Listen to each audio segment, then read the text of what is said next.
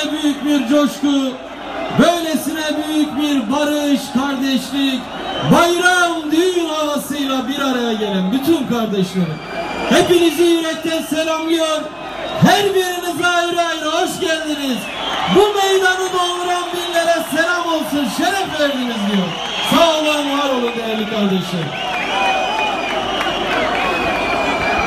Değerli arkadaşlarım,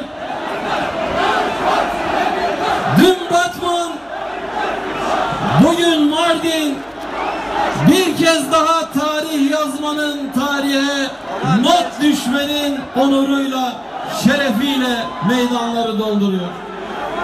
7 Haziran seçimlerine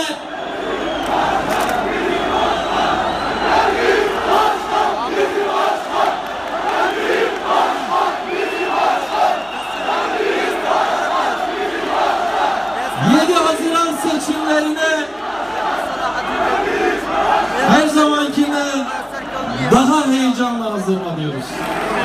Çünkü bu seçim sadece partiler arası bir yarış değil dedik. Özgürlükle kölelik arasında bıçak sırtı bir yarış, bir seçim gerçekleşecek.